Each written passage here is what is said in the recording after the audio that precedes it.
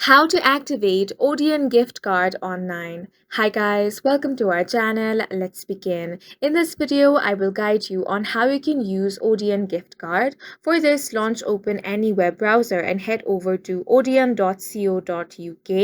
Once you land on this web page, you want to select your preferred movie. After that, you will have to enter some details over here, such as select a cinema, then select date. After that, select a time, and then you want to click on the search option. Based on these preferences, you will have to now select your seat. Go ahead and select that, then click on the continue option.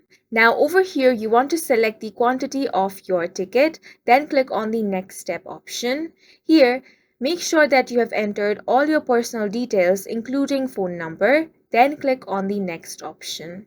After that, on this page, you get to activate your gift card. So go ahead and enter your gift card number over here.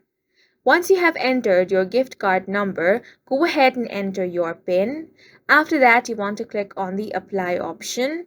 If the gift card number and PIN number is valid, your gift card will be successfully activated. Then you can continue with the payment method and click on the Pay Now option. And that's it for this video. If you found it helpful, please make sure to hit the like button and subscribe for more videos like this.